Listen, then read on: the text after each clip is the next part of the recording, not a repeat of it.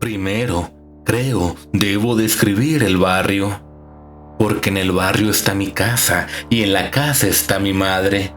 Una cosa no se entiende sin la otra. No se entiende por qué no me voy, porque puedo irme mañana. El barrio ha cambiado desde mi infancia. Solía ser viviendas para obreros construidas en los años 30 en calles angostas. Casas de piedra, hermosos jardines pequeños y ventanas altas con persianas de hierro. Se puede decir que los propios vecinos las fueron arruinando con sus innovaciones. Los aires acondicionados, los techos de teja, algún piso más arriba construido con materiales diferentes. Revestimientos y pinturas exteriores de colores ridículos, o la eliminación de las puertas de madera originales reemplazadas por otras más baratas. Pero, además del mal gusto, el barrio se tornó isla. De un lado nos limita la avenida, es como un río feo, se cruza, no hay mucho en sus orillas. Pero al sur tenemos los monoblocks que se fueron volviendo más y más peligrosos, con los chicos que venden Paco en las escaleras y a veces se tirotean si hubo alguna escaramuza o si simplemente están de mal humor porque perdieron un partido de fútbol. Al norte había un parque donde iba a construirse no sé qué centro deportivo, que nunca se llevó a cabo, y ahora el predio está ocupado por casas pobrísimas, las mejores de ladrillo hueco y las más precarias de chapa y cartón. Los monoblocks y esta villa se comunican. Entiendo lo que pasa cuando la miseria acecha de la forma en que acecha en mi país y en mi ciudad. Si hay que recurrir a lo ilegal para sobrevivir, se recurre. Se gana más dinero que en un trabajo legal. Además, no hay tanto trabajo legal para nadie. Y si vivir mejor implica un riesgo, bueno, hay mucha gente dispuesta a tomarlo. La mayoría de mis vecinos, los de esta isla de casitas construidas cuando el mundo era otro, no creen lo mismo. Quiero aclarar, yo también tengo miedo. Yo tampoco quiero que me atrape una bala perdida a mí o a mi hija cuando viene de visita. Poco. Ni que me roben sistemáticamente en la parada del colectivo o cada vez que el auto se ve detenido por la luz roja en la esquina de los monoblocks. Yo también vuelvo llorando cuando un adolescente enarbola un cuchillo y me arrebata el teléfono. Pero no quiero matarlos a todos. No creo que sean lacras y negros y extranjeros y descartables y irrecuperables. Mi exmarido, que vive en la Patagonia y trabaja en una empresa petrolera, me dice que los vecinos están asustados. Yo le digo que el fascismo en general empieza con miedo y se transforma en odio. Él me dice que venda la casa y que me mude al sur, cerca de él. Estamos separados, pero somos amigos, siempre fuimos amigos. Su nueva mujer es adorable. Yo suelo poner por excusa a Carolina, nuestra hija, pero es solo una excusa. Carolina vive lejos de mí y de esta casa y trabaja como productora de moda en una revista de páginas satinadas. No me necesita. Yo me quedo porque mi madre vive aquí. Una muerta puede vivir. Está presente entonces. Desde que la descubrí, entiendo mejor la palabra. La presentí antes de verla. Mi madre fue una mujer feliz hasta que se enfermó de cáncer y vino a mi casa a morir. La agonía fue larga, dolorosa e indigna. No siempre es así. El enfermo sabio que desde su cama, ya sin pelo y con la piel amarillenta, imparte lecciones de vida es una romantización ridícula. Pero es cierto que hay personas que sufren menos. Se trata de fisiología y también de temperamento. Mi madre tenía reacciones alérgicas a la morfina, no podía usarla. Tuvimos que recurrir a analgésicos inútiles. Murió gritando. Una enfermera y yo la cuidamos todo lo que pudimos. No pudimos mucho. Soy médica, pero hace rato que no trabajo con pacientes y prefiero ser administrativa en una empresa de medicina privada. A los 60 ya no tengo ánimos, paciencia ni pasión. También es cierto que durante mucho tiempo negué. La negación es una droga poderosa, lo que tuve que asumir con mi madre.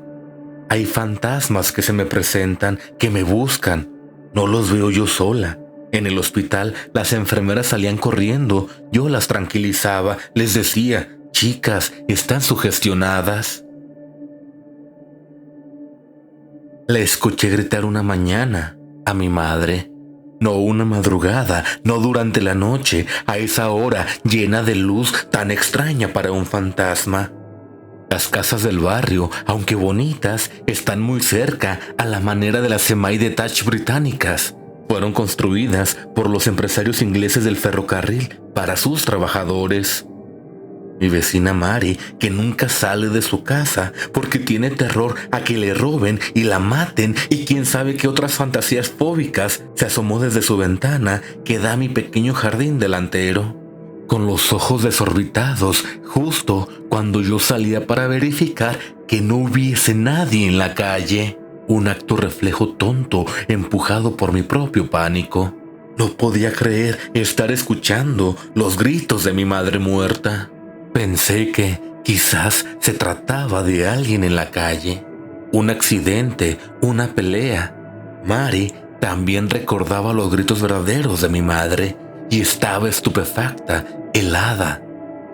«Es la televisión, Mari. Métase adentro», le dije. «¿Es que usted se da cuenta del parecido, doctora?» «Mucho. Estoy muy impresionada». Y entré.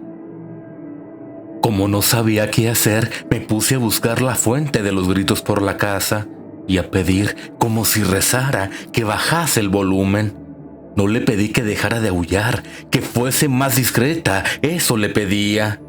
Se lo había pedido a otros fantasmas en el hospital antes, en una clínica después.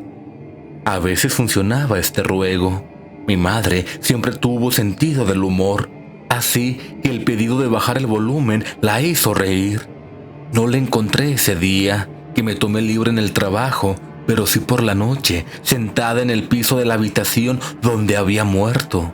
Ahora convertida en un depósito de muebles que nunca me tomó el tiempo de tirar o regalar. Estaba delgada, pero como al principio de su cáncer no era esa mujer seca y afiebrada de los últimos meses. No quise acercarme, apoyada en la puerta, con las rodillas temblando le canté.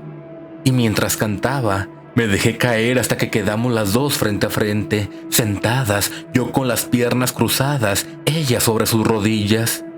Y era la canción que la tranquilizaba cuando el dolor era insoportable, o al menos eso elegía creer yo. Esa noche no gritó.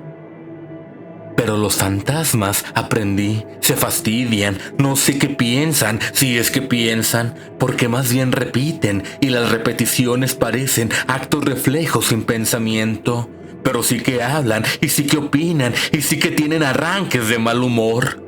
Mi madre anda por la casa. A veces siente mi presencia, a veces no.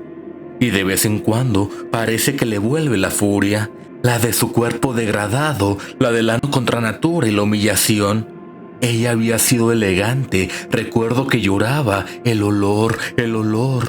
Era peor que el sufrimiento físico, a veces, entonces grita, a veces son gritos de pura rabia. Yo tengo varias formas de tranquilizarla que no tiene sentido enumerar aquí. Mis vecinos hacen reuniones de seguridad, no consiguen mucho. En el barrio hubo algunas invasiones a casas, robos violentos, le pegaron a una anciana. Es horrible lo que pasa, pero ellos son todavía más horribles. En las reuniones gritan que pagan sus impuestos. Es parcialmente cierto, la mitad evade lo que puede, como todo argentino de clase media, que se compraron armas y hacen cursos para usarlas, y describen las maneras en que piensan que la policía debe actuar. Siempre proponen el asesinato, el insulto, el ejemplo medieval o el ojo por ojo o cosas por el estilo. Hay un hombre mayor, un poco más que yo, a quien no conozco, que dice que es necesario exhibir las cabezas de estos negros en picas, como en la época de la colonia. Nadie lo censura, nadie siquiera pone los ojos en blanco. Todas las reuniones terminan con el recuerdo de los buenos abuelos de los vecinos. Esos inmigrantes europeos que vinieron con una mano atrás y otra adelante, que llegaron para trabajar honestamente, que eran pobres pero dignos. Otro mito. Los inmigrantes de aquella época eran, en muchos casos, pobres y ladronzuelos.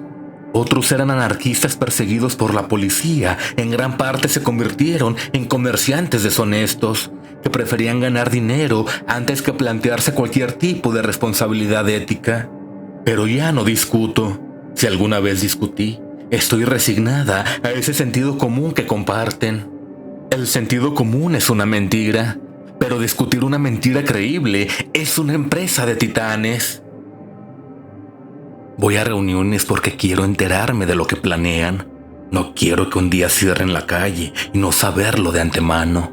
Ya me pasó con una alarma que disparé sin querer cuando me apoyé en una puerta para chequear los mensajes en mi teléfono. También colocaron una cámara en mi casa sin mi permiso, pero debo reconocer que el artefacto me viene bien. Al menos puedo ver si alguien intenta romper la cerradura. De hecho, ya lo intentaron un par de veces. Ahora la cámara se rompió y no encuentro el tiempo de arreglarla. Me parece escuchar la voz de mi hija. Mamá, por terca te van a matar y te voy a encontrar muerta yo, y espero que tengas plata ahorrada para mi terapia porque de la mía no gasto. La reunión de emergencia convocada a mediados de julio resultó un zafarrancho infernal. Lo que había pasado era horrible y teníamos a las cámaras de televisión, de canales de aire, de cable y de cualquier medio por todo el barrio. 3 chicas, adolescentes, volvían de una fiesta de madrugada. Para llegar a los monoblocks debían cruzar el barrio. Alguien les disparó desde un auto. Así aparecen en la foto, amontonadas pero caídas, una sobre otra, con sus remeras cortas que dejan ver sus estómagos planos, las calzas ensangrentadas y las zapatillas nuevas.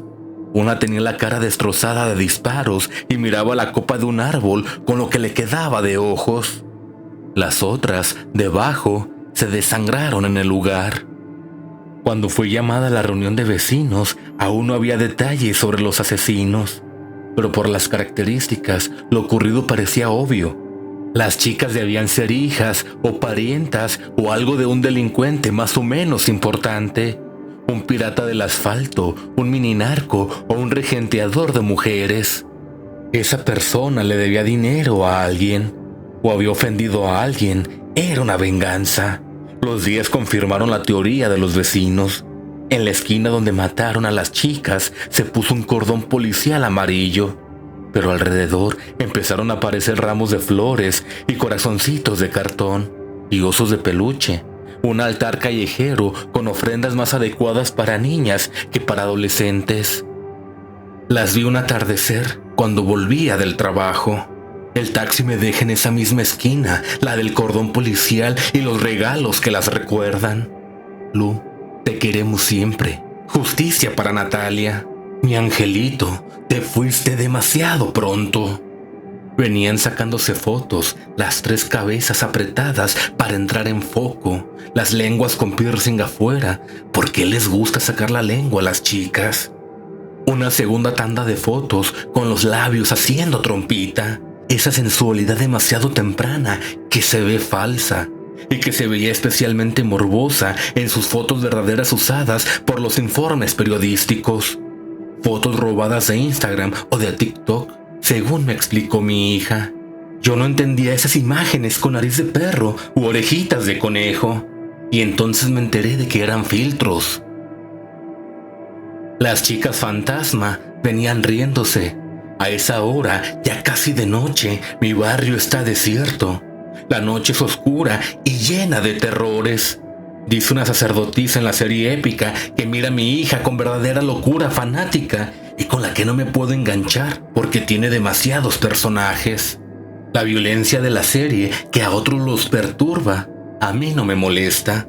Las chicas fantasma no podían conectar el flash y eso les daba más risa. Eran increíblemente compactas, no hay otra manera de explicarlo. Parecían chicas vivas, haciendo las cosas que las quinceañeras hacen, ignorantes de lo que pasa a su alrededor, vestidas con ropa un talle o 2 más chica que la adecuada para sus cuerpos. El pelo teñido de colores, un remolino de empujones y mechas azules, verdes, negrísimas. Las ventanas del barrio se empezaron a abrir tímidamente y el silencio sonó como un disparo. Alguien de una casa que estaba justo donde las chicas pasaban gritó. Yo las tenía a 50 metros de distancia, pero ya podía verlas bien y comprendí. A una le sangraba el cuello, la sangre manaba despacio, chorreaba, ella se la limpiaba distraída como si fuese agua de lluvia o cerveza que algún jovencito le había tirado encima en una fiesta. La otra, la de la cara destrozada, sacaba fotos despreocupada. Y la más menuda, delgada, hasta la enfermedad, tenía 3 manchas rojas en el vientre.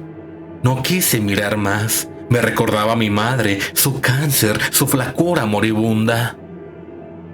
Entonces las chicas se pusieron a mirar las fotos que habían sacado, y lo que vieron las hizo llorar.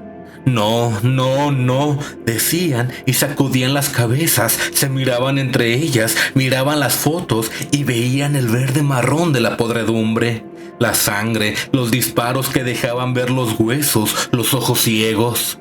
Las fotos rompían el hechizo de amistad y vida eterna de los 15. Después del llanto, empezaron las corridas. Las chicas fantasmas corrían desesperadas y el ulular era de verdad aterrador. La desesperación del desconcierto. ¿Acaso se sabían muertas recién en ese instante? ¡Qué injusto! Los muertos tienen la suerte de no ver cómo se descomponen. Incluso los fantasmas, mi madre, por ejemplo, su imagen no se pudre. Hay distintos tipos de fantasmas. Me pregunto si esa imagen emana de ellos mismos o de quienes los vemos, si son o no una construcción colectiva. Los vecinos empezaron a gritar también. Era la locura, 200 metros de locura. Escuché que alguien se desmayaba y algún otro clamaba por una ambulancia. Pero, ¿quién iba a llamarla con las chicas ahí, podridas bajo la hermosa luz dorada del atardecer? Una de ellas, la de la sangre que le corría desde el cuello, los disparos le habían abierto la arteria. Me recordó a Carolina, no sé por qué. No por la ropa, esa chica vestía las remeras y calzas baratas que se consiguen en el barrio, quizá incluso en el supermercado. Pero algo en cómo llevaba esa ropa ordinaria que tenía puesta me recordaba la elegancia insólita de mi hija. Digo insólita, no porque yo no tenga la gracia de comprender qué color va con cuál, ni qué pantalón logra que mis piernas parezcan más largas. Sí, su calza era barata, de licra negra, pero usaba una camisa blanca muy bonita, que le caía sobre las nalgas, y con unas zapatillas grandotas, posiblemente de varón. El conjunto tenía un estilo, un urban chic, diría mi hija, muy particular. Las zapatillas eran de un azul Francia descarado, y alrededor del cuello ensangrentado colgaba una cadenita con un pendiente estilo victoriano que rompía lo callejero con un toque irónico.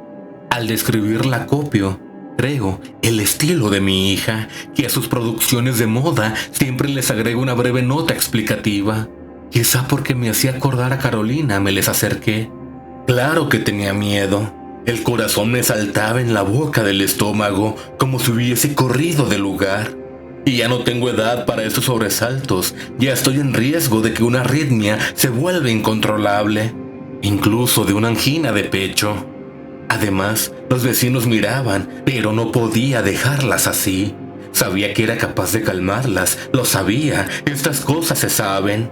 En el hospital, cuando tranquilicé a mis primeros fantasmas, hace ya más de 10 años, también lo sabía. Pero en el hospital no se tranquilizaban mucho. Eran demasiados y se potenciaban. El contagio y la histeria también funcionan entre los espíritus. Es bien curioso. Por supuesto, nadie jamás va a estudiar esto porque nadie lo creería. A mí misma me da vergüenza. Pienso en el tema y recuerdo los programas del cable, vergonzosos en su falsedad, en su armado, sobre médiums de Hollywood y cazadores de fantasmas, por ejemplo. Programas de televisión de la crisis de ideas y de la crisis económica, hechos con malos actores y peores guiones. Todos idénticos, todos ignorantes, ni siquiera entretenidos. Yo no soy eso, me digo, pero también soy eso, de alguna manera. Llamé a las chicas por su nombre, lo que bastó para que me miraran, no para que dejaran de gritar. Para eso hizo falta conversar con ellas, pedirles que borraran las fotos, les costaba obedecer, a todos les cuesta. Y después invitarlas a seguir adelante, hacerlas reír un poco, hablarles de la ropa, preguntarles de qué fiesta venían. Nunca hablar del crimen. Gritaron un poco más cuando vieron el recordatorio y la cinta policial, pero enseguida los gritos se desvanecieron en llantos y abrazos, lágrimas de autocompasión, hasta que ellas también se desvanecieron, o mejor, se diluyeron. Sus imágenes se volatizaron como si hubiesen estado pintadas con acuarela o como se evapora el alcohol. Tuve que sentarme en el cordón un segundo. Pronto vino el vecino Julio, muy amable. Alguna vez tuvo un bar precioso en una de las esquinas del barrio, pero no pudo seguir alquilando el local, demasiado caro. Demasiado cara las bebidas y la comida y pocos clientes. En fin, la historia de los restaurantes y bares que funden, que a mí me dan una infinita tristeza, y por eso le tengo a Julio más afecto del que quizás se merece. ¿Qué hizo, doctora? Es Emma, Julio. Dime, Emma, por favor. ¿Qué hizo Emma? La pregunta se repitió semanas. Hubo reuniones semisecretas entre los que habían visto lo sucedido. Después, las reuniones se ampliaron hasta abarcar a los que no estaban presentes. Por supuesto, hubo muchísima desconfianza e incredulidad. Yo estaba agotada. Les conté sobre mi madre. Mi vecina Mari dio fe de la veracidad de la historia, pero me recriminó que aquella vez le mentí, diciéndole que los gritos eran de la televisión. Mari, ¿qué quería que le dijera? Yo también tenía miedo. Pensaba que estaba loca. Eso no era cierto. No del todo. Una sabe cuando se vuelve loca y no ocurre de un día para otro. Ni siquiera como consecuencia de un trauma. Todo en el cuerpo es un proceso. La muerte también. Los vecinos me empezaron a buscar en secreto, avergonzados. La epidemia de fantasmas, porque era eso, coincidía con el peor momento del barrio. Quien ordenó el crimen de las 3 adolescentes ahora comandaba los negocios en los monoblocks. Y como aterrorizaba a la gente, los robos habían escalado hasta el secuestro. Un tipo de secuestro particular, lo llamaban express.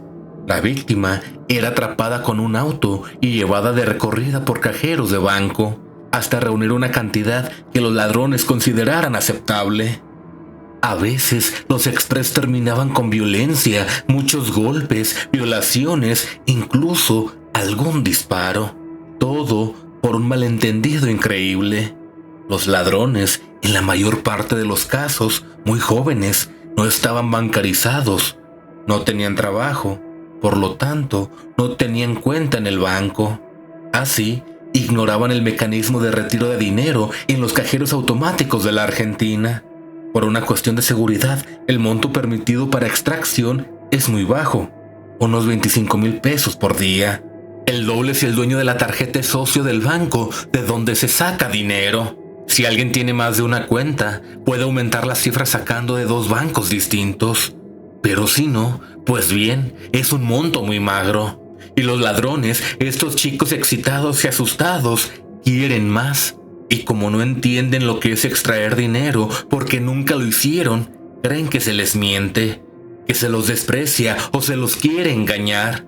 ¿Te crees que soy un boludo? Ya vas a ver. Y entonces el golpe, el culatazo, el pánico. A mí todavía no me lo hicieron, pero pasa seguido y también le pasa a la gente que vive en los monoblocks. Y lo aclaro porque no quiero ser injusta. De ninguna manera son todos delincuentes en los monoblocks. Hay mucha gente que tiene un departamento ahí de la misma manera que yo tengo una casa acá y nadie puede o quiere mudarse, y eso es todo. El primer vecino llegó justamente cuando yo charlaba con mamá. A veces converso con ella, está ahí después de todo, y aunque no habla, sí me mira, y a veces asiente. Si no está furiosa, se ríe. Es una lástima que no hable porque podríamos pasarla mejor. A mis amigas no las invito a casa por si aparece mamá. Y mi hija viene cada vez menos, pero no es su culpa, tiene mucho trabajo. En este país es mejor que aproveche, nunca se sabe cuánto puede durar un empleo, si uno está al borde de ser echado o no. La orden de despedir personal puede ser repentina y conseguir otro puesto resulta una espera de años. Mejor mitigar esa espera con un buen ahorro. Hablamos por teléfono, chateamos. Ella no sabe lo de su abuela, se lo diría. ¿Pero para qué? Por ahora no hace falta. El primer vecino fue Paulo. Tiene 2 hijas chicas, van a la primaria. La mujer sufre de los nervios, es decir, que tiene ataques de pánico. Paulo tiene un hermano en Estados Unidos y en las reuniones se la pasa hablando de qué bien viven allá, qué país seguro es. Yo no lo corrijo, ya dije que no me gusta pelear. Paulo dio muchas vueltas antes de contarme su problema. Hasta me pidió si podía fumar y se sorprendió cuando le di permiso. Para aflojar la tensión le dije, usted sabe que la mayoría de los médicos fuman, demasiado estrés. El problema de Paulo, entonces, hacía unos 3 meses, un ladrón había intentado ingresar a su casa. Por el techo. Sabía que era un ladrón porque venía con una pequeña pistola, una 22. Lo vieron, Paulo encerró a su mujer y a las nenas, buscó un martillo. Él no era de los que habían comprado armas y se preparó a llamar a la policía. Pero entonces vio, por la ventana del primer piso donde estaba, cómo el ladrón resbalaba y caía al patio desde el techo. Entonces recordé lo sucedido. Había sido tema de conversación en una de las reuniones de vecinos. Se había pedido más presencia policial a la comisaría 9, la que nos corresponde. El ladrón murió por el golpe. No le pregunté a Paulo si lo dejó morir, pero creo que así fue. Estoy segura de que el hombre cayó del techo y quizás se habría salvado si la ambulancia hubiera llegado a tiempo. Puedo ver a Paulo mirándolo morir desde la ventana, con su martillo en la mano, sintiéndose un dios barrial, con el poder de decidir sobre la muerte de otro. ¿Yo hubiese hecho lo mismo por salvar a mi familia?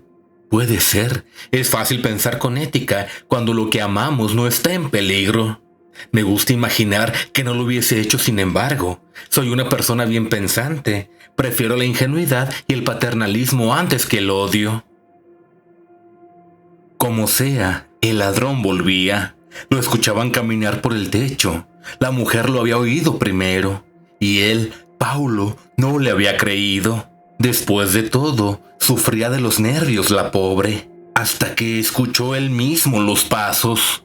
Y entonces lo vio caer una vez más hacia el patio, sin ruido. Eso hace su fantasma ladrón. Camina y cae. Desde el suelo, me dijo Paulo, se nos caga de risa. Acepté ir una noche. La mujer que sufre de los nervios aprovechó para mostrarme la medicación que le recetan. Grosso modo, me pareció demasiada cantidad, pero sé que los médicos de ahora prefieren prescribir de más a hacer un tratamiento integral.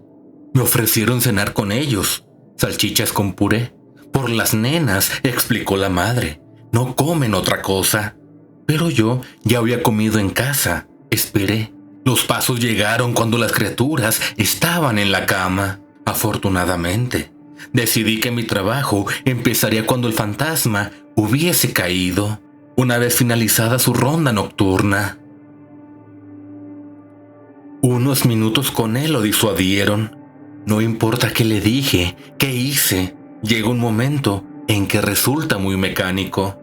Este era mi tercer encuentro con fantasmas revueltos. Pero en realidad ya había tranquilizado a los otros, a mi madre y a las chicas asesinadas, muchas veces.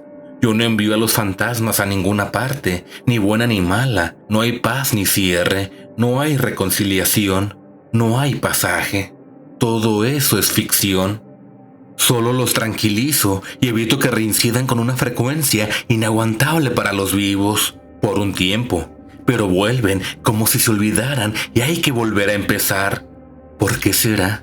Recuerdo que con mi marido, recién casados, teníamos una gata preciosa, de nariz negra, toda blanca, que siempre parecía olvidarse de que los fines de semana la agasajábamos con un atún especial, más caro, que le gustaba mucho. Cuando yo me preguntaba si no tendría algún problema de memoria, mi marido me decía: no, es que tiene un cerebro chiquito. ¿No ves lo chica que es su cabeza? Es que su cara era tan inteligente. Y los fantasmas son un poco así. Parecen humanos, parecen inteligentes, pero sin embargo son un filamento obligado a repetir. No tienen cerebro, pero tienen algo que podríamos denominar pensante. Sucede que es igual de chiquito que el de mi gata, que se llamaba Florencia, y ronroneaba entre mi marido y yo todas las noches antes de dormir. Extraño a mi marido, pero no como pareja. Extraño su amistad, sus charlas, su comida. Es un excelente cocinero, pero él necesita enamorarse y cuidar, y yo necesito estar sola. Después del fantasma del ladrón, vinieron otros. ¿Por qué esta invasión?, le pregunté una vez a mi madre, y ella pareció escuchar atenta. No me contestó. No puede, pero yo sabía la respuesta. El barrio no estaba invadido. Era yo los atraía. Por eso no tenía sentido irme, salvo que aprendiera cómo arrancarme el imán. Pero el imán no me molestaba. El miedo se transformó muy pronto en adrenalina. Cuando pasaban muchos días sin que un vecino tocase la puerta, ya empezaba a impacientarme. Pero esta historia importa solamente por un fantasma en particular, con el que actué diferente, al que no pude o no quise ayudar, o es a los vecinos a quienes ayudo. Todo está mezclado. Mi hija cumple años el 23 de diciembre. Ese año, quizá porque nos habíamos visto poco, me invitó a su fiesta más íntima. Había hecho otra con amigos el fin de semana anterior. Ella no es supersticiosa, le da igual festejar con anticipación. Me ofreció quedarme para la Navidad y hasta Año Nuevo con ella, si quería, en su departamento de Palermo. Sabía que tendría invitaciones a fiestas para el Año Nuevo, así que decliné esa invitación, pero sí acepté la de Navidad y algunos días más. Dejé la casa con un bolso y viajé en taxi. Había vendido el auto. No estaba vieja, pero tampoco tan joven como para manejar con la atención requerida en una ciudad como Buenos Aires. Los días con mi hija estuvieron muy bien. Peleamos poco y nos reímos mucho. Vimos una serie épica y medio me enamoré de Ned Stark, un espécimen de esos que nunca tuve, de mandíbula cuadrada y espalda de bestia. Además, no era tanto más joven que yo, el actor, unos 10 años calculé. Una noche estuve a punto de contarle sobre mis habilidades espiritistas de la vejez, cuando abrimos un champán y lo tomamos muy frío, con helado de limón ideal para el calor húmedo y el agobio de la ciudad. Pero tuve miedo de arruinar días casi perfectos. Ella tenía derecho de creerme demente. Así que volví el 29 por la tarde a mi casa, en subterráneo, porque cruzar la ciudad era un despropósito.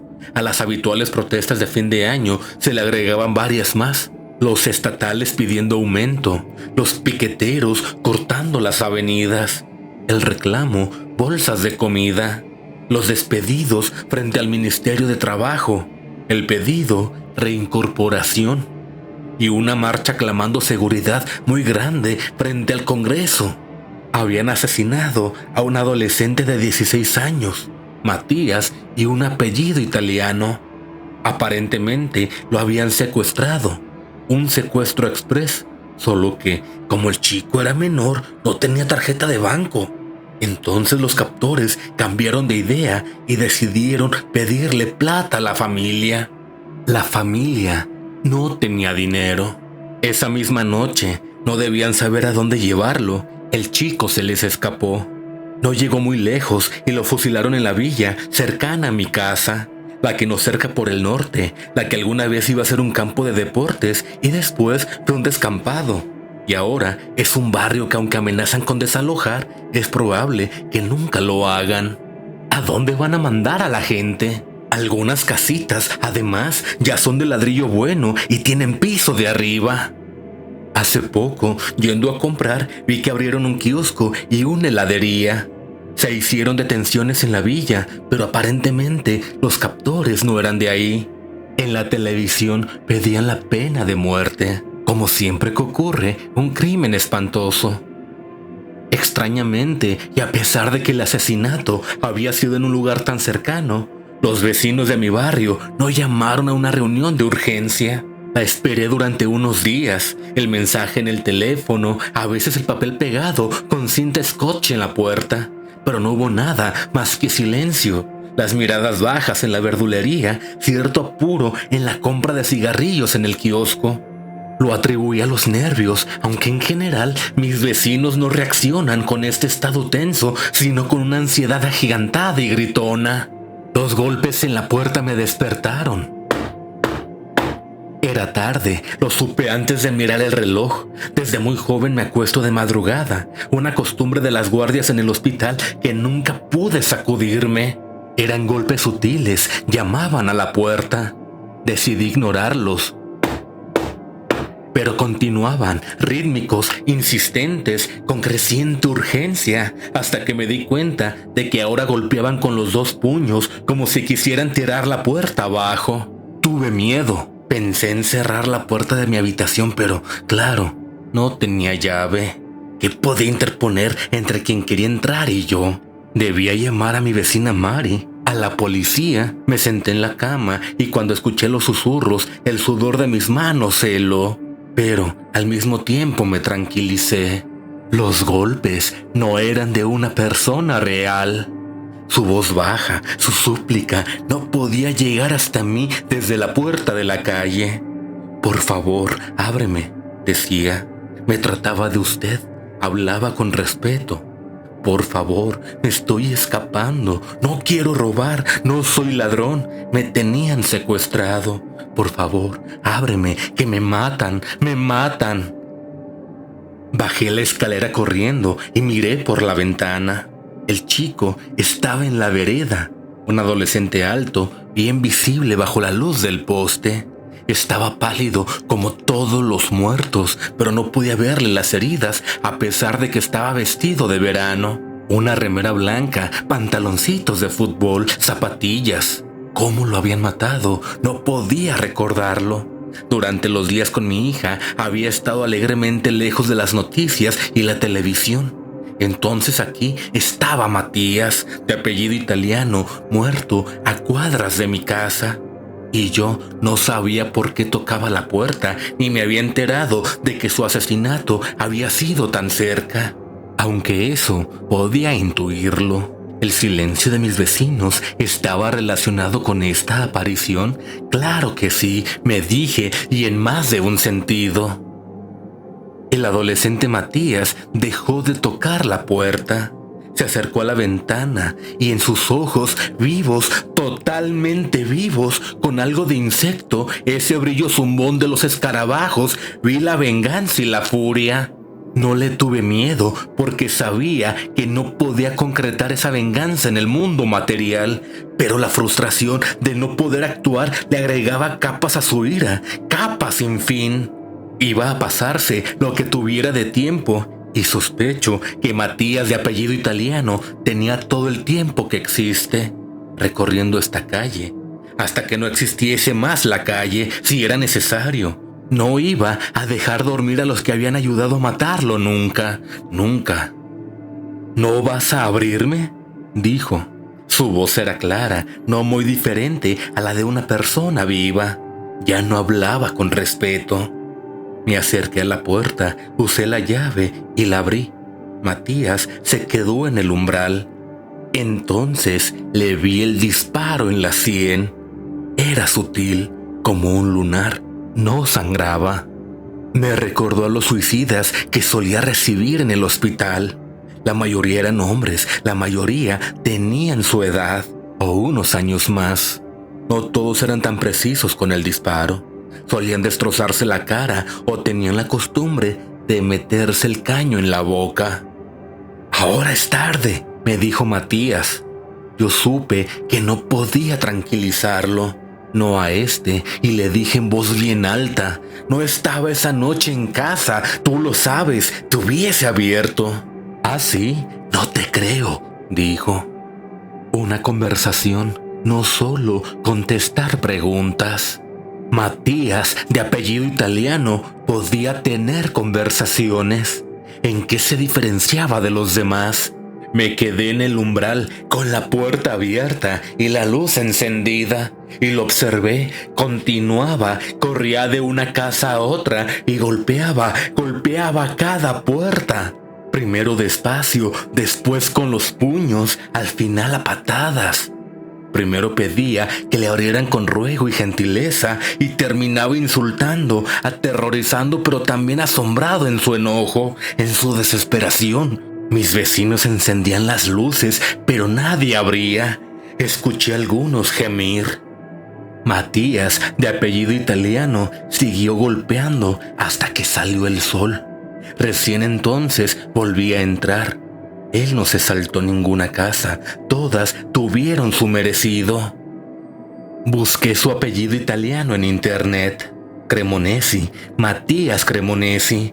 16 años, estaba en la secundaria. Jugaba al básquet, claro, con esa estatura, y lo habían fusilado en una pequeña cancha de fútbol de la villa. Uno de los asesinos había sido atrapado. Como es lógico, declaró que el arma la llevaba otro, ese otro que había disparado y que solo lo había hecho porque el chico, al escapar, les vio las caras y se conocían. Este asesino confeso era del barrio de los monoblocks. Matías también. ¿Por qué secuestrar a un vecino? El secuestrador, un adolescente de 19, dijo que no era la intención, que solamente querían que sacara plata de un cajero. Pero dijo que no tenía tarjeta, nos mintió y ahí nos calentamos, estábamos un poco sacados. Era verdad que no tenía tarjeta. A su edad nadie tenía cuenta en el banco y los padres no debían tener dinero ni tiempo para hacerle una extensión. Se manejaba con efectivo, como todos los pibes, como sus asesinos. Los otros, amateurs, no lo sabían.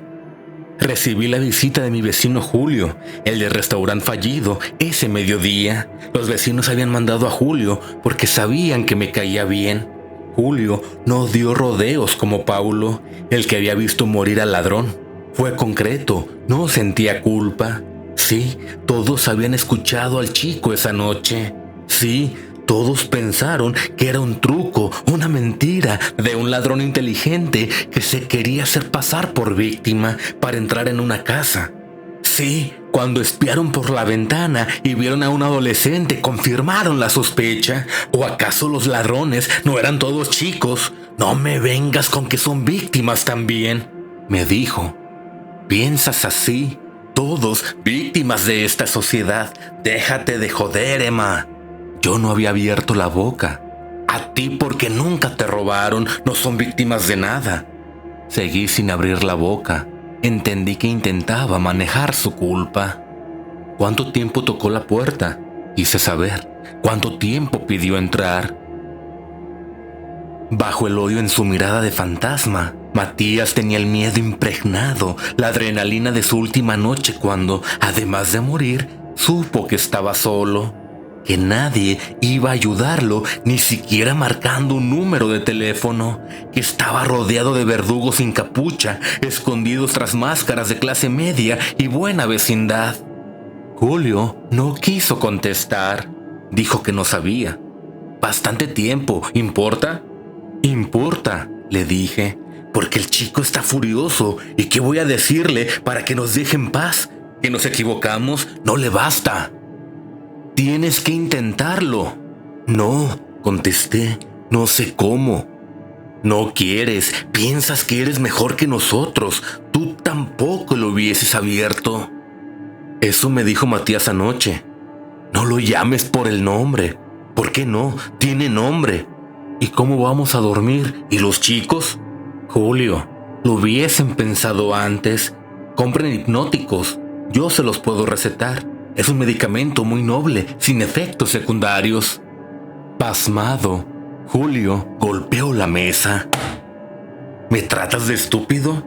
Para nada. Yo no soy sirvienta de ustedes. Estoy dispuesta a soportar esta presencia hasta que él cambie. Pero en general no cambian, ¿sabes? ¿Y podrías dejar de gritar en mi casa? No es la mejor manera de convencerme. Julio se fue y se llevó consigo mi decepción. Pensaba que era una mejor persona. Otros vinieron a rogarme, varios. Les dije que se fueran a llorar a la iglesia. Estaban enojados conmigo, pero se les iba a pasar. Quizás se volvieran locos. Ninguno me pidió recetas para hipnóticos. La cantidad de sufrimiento que una persona es capaz de soportar cuando tiene prejuicios frente a las drogas psiquiátricas es algo que no deja de sorprenderme. O quizá no quería nada mío, al menos por ahora.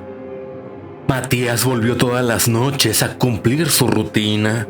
Algunos vecinos gritaban más que él. Cuando me despertaba, pocas veces porque yo sí usaba hipnóticos, chateaba con mi exmarido, que allá en el sur también se desvelaba. Es la edad, me decía, ya no duermo bien. Con los días, uno de mis vecinos, el remisero, se quebró. Declaró en la policía que Matías Cremonesi le había tocado la puerta de la remisería pidiendo, por favor, que lo llevara hasta su casa en auto, rogando ser pasajero. Pero Matías Cremonesi no tenía dinero encima y mi vecino, el remisero, le negó el viaje porque no podía pagarlo. Un viaje de 700 metros como mucho. Además, agregó, su aspecto no le había dado confianza, parecía drogado, y si mentía, si quería robarle. ¿Qué podía robarle? Pensé, si no tenía nada. Nadie usaba esa remisería. Mi vecino remisero se la pasaba tomando mate y escuchando fútbol. Debía hacer 2 viajes por semana, quizás 3. Tenía local propio, no hubiese podido mantener un alquiler. Lamentaba mucho haberse equivocado. Pobre pibe, pero ustedes no saben la inseguridad que vivimos en el barrio. Le conté a mi marido que esa noche, cuando el barrio había dejado a Matías en la calle y en el peligro, la noche de su muerte, yo había dormido en casa de nuestra hija Carolina. Pero le escribí en el chat y si hubiese estado, le hubiera abierto la puerta o me hubiese comportado igual que los demás. Capaz no le abrías, me contestó, pero al menos hubieras llamado a la policía. ¿Ni eso hicieron? Ni eso hicieron, le dije. Nunca le conté que el fantasma del chico venía todas las noches a recordarnos nuestra miseria, nuestra mezquindad y nuestra cobardía. Era un secreto con mis vecinos. Mi familia quedaba tan lejos, salvo mamá, claro. Mi exmarido me ofreció otra vez ir a vivir con él y su mujer al sur. Ella está embarazada, me dijo. ¿Eres loco?, le contesté. A los 60 años ya no estás en edad de ser padre. ¿Por qué crees que no duermo?, me contestó. Lo voy a pensar. Mentí. La mujer de mi exmarido tiene un embarazo de riesgo y creo que a él le gustaría tenerme cerca para ayudarle en alguna emergencia o complicación. Pero yo ya no estoy del lado de los vivos. No puedo dejar sola a mi madre, que cada vez pasa más noches sentada en la cocina, como cuando estaba enferma y el dolor no la dejaba dormir. Ni las chicas podridas que se ríen de la mano por la calle, aunque aparecen cada vez menos. ¿A dónde se irán si se van del todo alguna vez? O en esos largos periodos que desaparecen. El otro día, una de ellas, la que me hace acordar a mi hija, me sacó una foto con su Samsung fantasma. ¿Dónde estará mi imagen? ¿A quién se la muestran? No quiero abandonar tampoco al ladrón borracho que se murió solo en el patio bajo la mirada de Paulo. A veces lo veo en los techos, expectante como un búho. ¿Planea algo? Tampoco quiero dejar solo al impiadoso Matías. Aunque me odie, sus golpes son mi canción de cuna. No sé si podría dormir sin su visita. Todos ellos, mis muertos tristes, son mi responsabilidad. Le pregunté a mi madre si alguna vez Matías me dejará apaciguarlo, y ella hizo algo insólito. Me sacó la lengua. Mi madre tiene puesto un vestido azul muy bonito, con estampado de anclas. Parece una marinera vieja y experimentada. Le devolví el saludo, sacándole la lengua también, y nos reímos las dos. Y me pregunté si voy a envejecer con ella en esta casa, madre e hija de la misma edad, subiendo y bajando la escalera, sentadas en la cocina, las anclas de su vestido, las manchas de café en mi camisa blanca. Afuera, un futuro de chicos muertos y una ciudad que ya no sabe qué hacer.